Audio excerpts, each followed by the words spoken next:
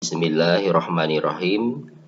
Assalamualaikum warahmatullahi wabarakatuh. Alhamdulillah. Alhamdulillahi rabbil alamin. Wassalatu wassalamu ala ashrafil anbiya'i wal mursalin. Nabiyyina Muhammadin wa ala alihi wa sahbihi ajma'in. Amma ba'd. Saudara-saudaraku, kaum muslimin dan muslimat yang dimuliakan Allah Subhanahu wa ta'ala, alhamdulillah, puji dan syukur selalu kita panjatkan kepada Allah Subhanahu wa ta'ala yang selalu memberikan kepada kita kenikmatannya dan kebaikannya. Salah satunya pada hari ini kita masih diberikan kesempatan untuk beramal kebaikan, beramal sholih, yaitu amalan mengkaji, mempelajari ilmu agama. Baiklah, kita akan melanjutkan pembahasan kitab Nawaqidul Islami, pembatal-pembatal keislaman, karya Syekhul Islam Al-Mujaddid Muhammad bin Abdul Wahhab rahimahullahu ta'ala, pertemuan yang keempat. Qala Syekhul Islam Al-Mujaddid Muhammad bin Abdul Wahhab rahimahullahu ta'ala, berkata penulis Syekhul Islam Muhammad bin Abdul Wahhab, semoga Allah merahmatinya, ats-tsalitsu, pembatal Islam yang ketiga, man lam yukaffiril musyrikina, yaitu perbuatan seseorang yang tidak mengkafirkan orang-orang musyrik, au syakka fi kufrihim, atau ragu-ragu akan kekafiran mereka, au sahhaha madhabahum, atau membenarkan madhab keyakinan mereka orang musyrik, kafaro, maka perbuatan orang tersebut termasuk perbuatan kekafiran yang bisa mengeluarkan dirinya dari keislaman. Ya, ini pembatal keislaman yang ketiga, keyakinan atau ucapan atau perbuatan seseorang yang mencerminkan dia tidak mengkafirkan orang musyrik. Ada orang Islam, tapi keyakinannya, ucapannya atau perbuatannya itu menunjukkan perbuatan yang tidak mengkafirkan orang musyrik atau ragu akan kekafiran mereka atau membenarkan keyakinan mereka. Ya, contohnya apa? Ya, atau pembahasan hari ini ada 3 poin penting. Yang pertama adalah contoh atau maksud dari perbuatan tidak mengkafirkan orang musyrik itu seperti apa misalnya. Yang kedua adalah sikap yang benar terhadap orang musyrik. Kita sebagai orang yang beriman, orang Islam itu mensikapi orang musyrik itu seperti apa yang benar sesuai dengan tuntunan syariat. Yang ketiga, konsekuensi dari sikap yang benar terhadap orang musyrik itu apa saja. Ya, satu persatu mari kita bahas. Maksud atau contoh tidak mengkafirkan orang musyrik. Ya, misalnya seseorang atau meyakini ya agama Islam atau Islam, Yahudi, Nasrani, semuanya agama yang benar, cuma beda jalan saja. Tujuannya sama kepada Allah, tujuannya sama kepada Tuhan. Ya, kalau ada orang Islam mengucapkan seperti itu, maka ucapannya adalah ucapan kekafiran, ucapan yang berbahaya yang bisa mengeluarkan dirinya dari Islam.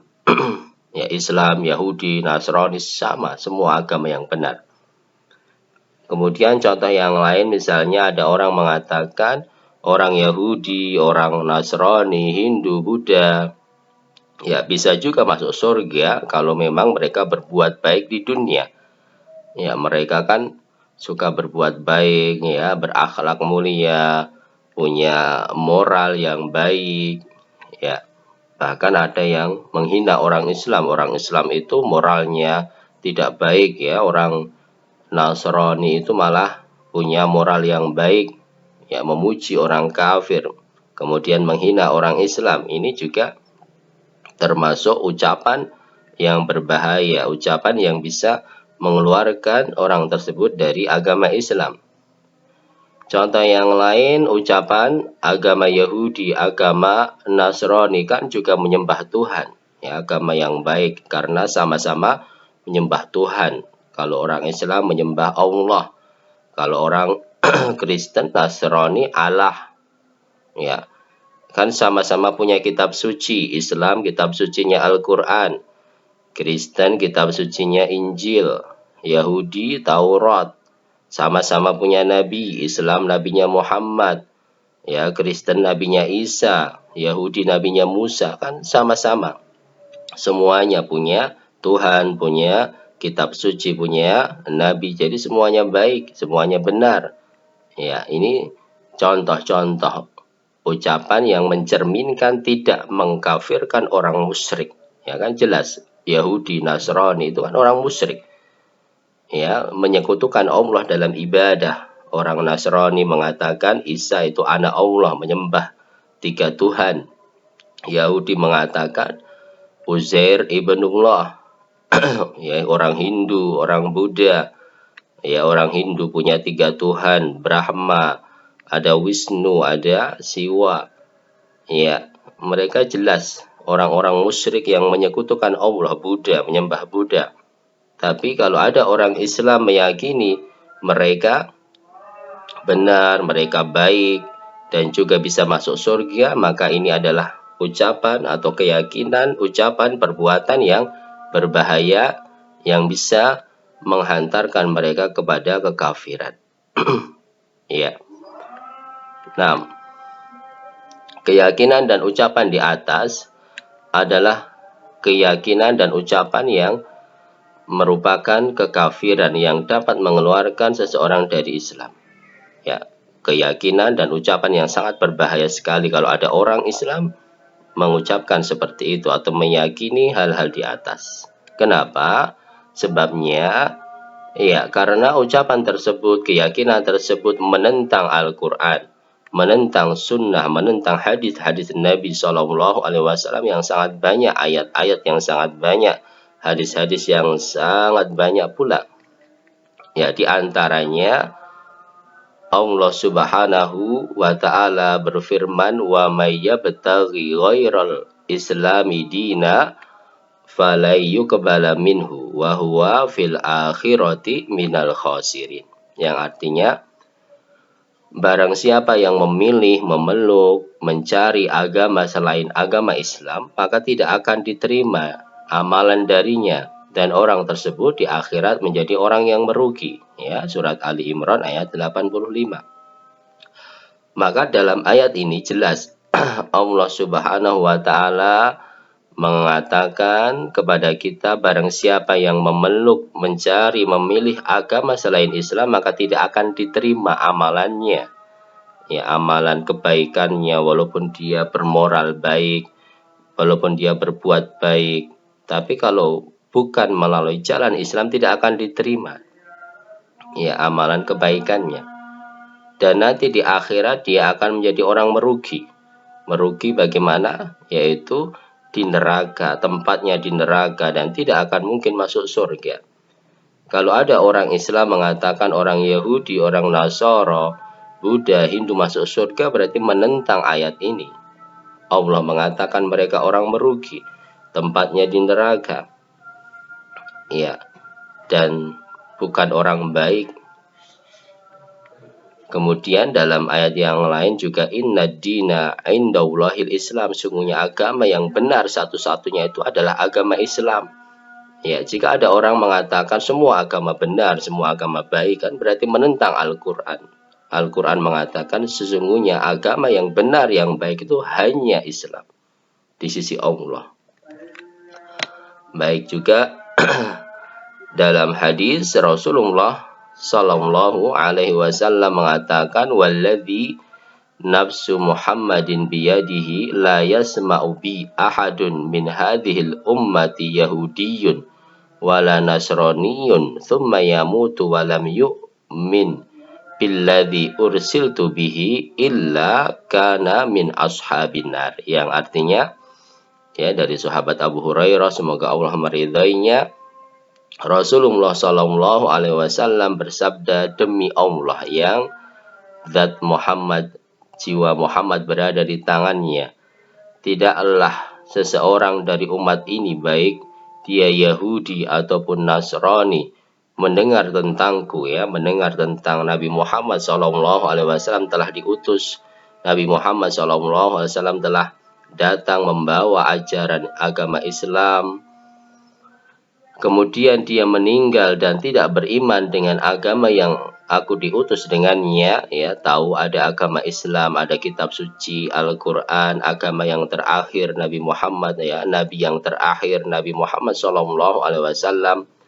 Kemudian orang Yahudi tersebut, orang Nasrani tersebut tidak mau memeluk agama Islam, tidak mau mengikuti Islam, kecuali dia pasti, ya, termasuk penghuni neraka, pasti menjadi penghuni neraka, ya. Maka jelas dalam hadis ini orang Yahudi, orang Nasrani yang tahu ya ada agama Islam, agama yang dibawa oleh Rasulullah SAW, baik dulu maupun sekarang, ya, kemudian tidak mau mengikuti agama Islam, maka dia tempatnya di neraka pasti.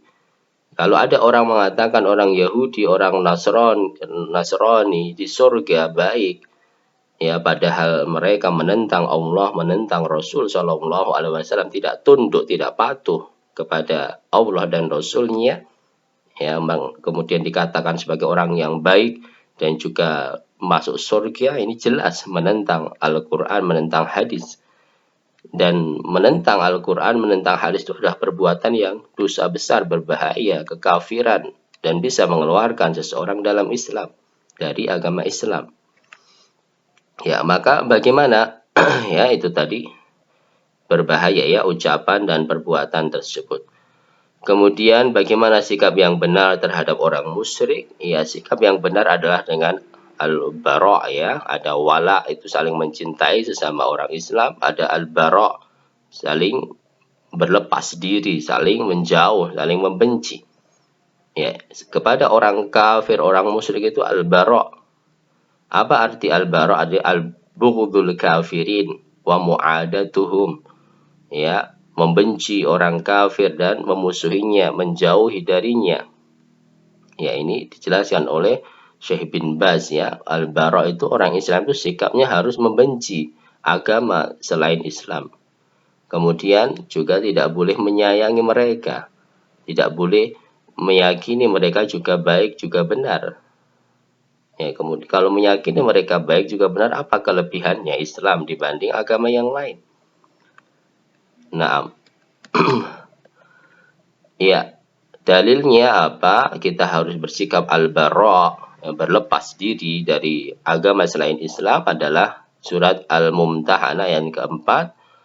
Allah Subhanahu wa taala berfirman, qad kanat lakum uswatun hasanatun fi Ibrahim walladzina ma'ah idh qalu liqaumihim inna bura'a'u minkum wa mimma ta'budun min dunillah kafarna bikum wa bada bainana wa bainakumul adawatu wal baghdha'u abadan hatta tu'minu billahi wahdah, yang artinya telah ada bagi kalian keteladanan yang baik, contoh yang baik dalam bersikap terhadap orang musyrik dalam kisah Nabi Ibrahim dan pengikutnya saat mereka berkata kepada kaumnya yang berbuat kesyirikan, sesungguhnya kami berlepas diri, ya, kami barra', kami berlepas diri dari kalian dan dari berhala-berhala sesembahan yang kalian sembah kepada selain Allah. Kami mengingkarinya dan kami kafir kepada kalian mengingkari hal tersebut,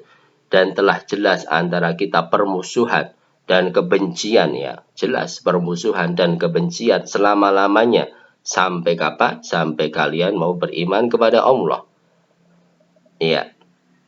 Nah, di sini jelas, ya, harus ada permusuhan dan kebencian sampai mereka beriman kepada Allah Subhanahu wa taala, dan Allah mengatakan ini teladan yang baik, contoh yang baik dari Nabi Ibrahim alaihissalam.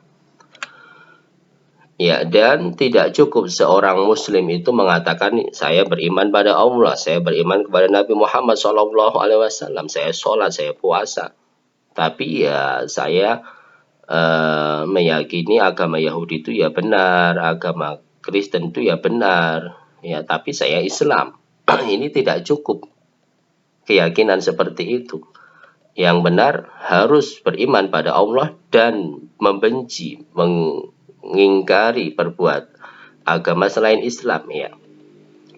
Dalilnya dalam surat Al-Baqarah ayat 256, Allah Subhanahu wa taala berfirman, "Famay yakfur bit-taghut wa yu'min billah faqad istamsaka bil urwatil wuthqa la infisama laha wallahu sami'un alim," yang artinya barang siapa yang mengingkari taghut dan beriman kepada Allah, maka dia telah berpegang dengan tali agama Allah yang kuat yang tidak akan lepas. Ya, perhatikan, Allah mengatakan pertama kali, siapa orang yang berlepas diri dari taghut, membenci taghut dan beriman kepada Allah, maka dia telah berpegang dengan agama Islam, tali agama Islam yang kuat. Ya, jadi Islam itu seperti itu yang benar. Harus membenci, mengingkari taghut terlebih dahulu, kemudian beriman kepada Allah. Tidak cukup hanya beriman kepada Allah, tapi juga mencintai, kemudian mengakui agama yang lain juga benar. Hal tersebut tidak diperbolehkan dalam agama Islam. Ya, kemudian apa konsekuensi barok dari orang kafir? Ya, sikap-sikap yang menunjukkan kebencian dan berlepas diri dari orang kafir itu contohnya seperti apa? Ya, yang pertama adalah jika ada orang kafir, orang musyrik meninggal, maka tidak boleh orang Islam memandikannya, mengurusi jenazahnya, mengkafaninya, ya, mengantar jenazahnya ke kuburan, juga tidak boleh mendoakannya, didoakan supaya masuk surga, tidak boleh, walaupun orang tuanya, walaupun saudaranya. Kalau mereka meninggal dalam kekafiran tidak boleh didoakan. Ya, dalilnya dalam surat At-Taubah ayat 84, wala tusalli ala ahadin minhum mata abadan wala takum ala qabrihi. Jangan engkau tusalli, di sini mendoakan. Jangan engkau sekali-sekali mendoakan orang yang meninggal, orang musyrik, orang kafir yang meninggal. Selama-lamanya tidak boleh didoakan kebaikan. Wala takum ala qabrihi, dan tidak boleh berdiri, sholat, menghormati di hati kuburannya. Innahum kafaru billahi wa rasulihi wa matu wa hum fasikun. Ya, karena mereka orang yang meninggal dalam keadaan ingkar kepada Allah dan Rasulnya. Ya, tidak boleh ya mengurusi jenazah mereka. Kalaupun mereka meninggal dalam Islam itu ya dikuburkan saja, karena kalau nggak dikuburkan kan mengganggu ya baunya, sekedar dikuburkan, tidak perlu dimandikan, tidak perlu dikafani, diurusi jenazahnya. Dan juga seharusnya kuburan orang muslim dan orang kafir itu terpisah. Tidak boleh orang kafir itu dikubur di kuburan orang Islam, campur itu tidak boleh sebenarnya dalam agama Islam. Kemudian yang kedua juga tidak boleh menikahkan anak perempuan kepada laki-laki kafir. Jika seseorang punya anak wanita atau ya saudara perempuan, kemudian dinikahkan dengan laki-laki orang kafir, Hindu, Buddha atau Yahudi, Nasrani, itu tidak boleh hukumnya dalam Islam. Ini sebagai bentuk barok, kebencian kepada mereka. Dalam surat Al-Baqarah ayat 221, wala tunkihul musyrikina hatta yu'minu. Allah Subhanahu wa taala mengatakan jangan engkau nikahkan laki-laki musyrik, ya, jangan kau nikahkan mereka wahai para wali. Ya, ini Allah mengajak bicara kepada para wali, bapak ya, wahai para bapak, jangan sekali-kali engkau menikahkan laki-laki musyrik jika mereka datang melamar anakmu atau saudara perempuanmu. Jangan sampai mereka dinikahkan dengan anak-anak perempuanmu sampai kapan mereka mau beriman. Ya, tidak boleh. Kalau laki-laki musyrik kafir menikah dengan wanita Islam itu tidak boleh. Tapi kalau laki-lakinya muslim, perempuannya, wanitanya ahlul kitab, Yahudi dan Nasrani itu masih diperbolehkan. Ya, dalam rangka untuk dakwah mereka diajak untuk masuk Islam karena laki-laki yang berkuasa. Tapi kalau wanitanya muslimah tidak boleh. Kemudian yang ketiga, tidak boleh memulai memberi salam. Ya, ketemu mereka, assalamualaikum, semoga keselamatan kepada kalian. Memulai tidak boleh karena salam itu doa kebaikan, keselamatan. Rasulullah Shallallahu Alaihi Wasallam mengatakan la tabdaul Yahuda walan Nasara bis salam. Jangan kalian mendahului orang Yahudi dan Nasrani dengan memberi salam karena salam itu doa keselamatan. Dan tidak mungkin orang kafir musyrik yang mati dalam kekafiran, dalam kesyirikan itu selamat dari api neraka. Tidak mungkin kalau mereka meninggal dalam kekafiran. Kemudian yang keempat, tidak boleh menyerupai mereka dalam ritual ibadah dan ciri khas mereka, tasabbuh. Ya, tidak boleh menyerupai mereka. Man tasyabbaha biqaumin fahuwa minhum. Barang siapa yang menyerupai dengan suatu kaum, maka itu bagian dari mereka, termasuk golongan mereka. Ritual ibadah, ya misalnya ikut dalam Natalan, ikut dalam acara-acara agama mereka. Orang Kristen punya peringatan kelahiran Yesus. Kemudian kita juga ikut-ikut Maulud Nabi, kelahiran Nabi Muhammad SAW. Ciri khas mereka memakai salib, misalnya kalung salib, memakai pakaian-pakaian yang merupakan ciri khas orang-orang non-Islam, tidak boleh. Ya, yang diperbolehkan apa? Yang pertama, jual beli. Kita menjual barang, pembelinya orang kafir boleh-boleh saja, atau membeli barang dari orang kafir, penjualnya Cina, Kristen, ya boleh-boleh saja dalam jual beli. Tidak apa-apa. Ya, karena pada zaman Rasulullah SAW juga Rasulullah SAW melakukan jual beli, menggadaikan gadai, ya, pernah berhutang kepada orang Yahudi. Ini muamalah dunia. Yang kedua, memakai jasa mereka. Ya, misalnya kita ingin bangun rumah, tukangnya orang Kristen, ya boleh-boleh saja, tidak apa-apa. Ini muamalah, menyewa jasa mereka boleh. Atau kita yang disewa mereka, ada orang Kristen ingin bangun rumah, kita sebagai tukang bangun rumahnya orang Kristen, ya boleh-boleh saja. Yang penting bukan bangun gereja, ya. Ya, atau mereka ada ahli servis elektronik, kulkas kita rusak, tukang servisnya orang Kristen, ya boleh-boleh saja. Kemudian yang ketiga, perjanjian damai dan rukun, ya juga boleh.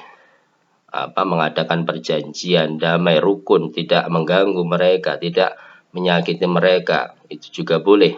Karena Rasulullah SAW saat pertama kali datang ke Madinah juga menjalin perjanjian damai dengan orang Yahudi. Ya, misalnya di negara kita punya tetangga orang kafir, ya tidak boleh kita mengganggu mereka, kemudian menyakiti mereka, tidak boleh. Kita jaga kerukunan, tapi hati kita harus membenci agama mereka. Hati kita membenci agama mereka dan meyakini agama mereka itu salah, tidak diterima oleh Allah. Seperti itu. Kemudian juga boleh balas budi, memberi hadiah, misalnya kita beri hadiah, kita punya tetangga non-Islam, kita berikan roti atau masakan, boleh-boleh saja. Ya, ini ya beberapa pembahasan berkaitan dengan poin yang ketiga. Amalan yang bisa membatalkan keislaman seseorang adalah keyakinan atau ucapan orang Islam yang menunjukkan tidak mengkafirkan orang kafir. Hatinya mencintai mereka, hatinya mengakui agama mereka agama yang benar, ini suatu amalan yang berbahaya, amalan kekafiran, amalan yang bisa mengeluarkan dari keislaman. Harus kita hindari dan kita dakwahkan kepada keluarga kita, tetangga kita, masyarakat kita, jangan sampai ada keyakinan seperti itu. Ya, barakallahu fikum, semoga bisa bermanfaat. Naktafi bihadzal qadar. Wa akhiru da'wana anil hamdulillahi rabbil alamin. Wa sallallahu ala nabiyyina Muhammad wa ala alihi wa sahbihi wa sallam.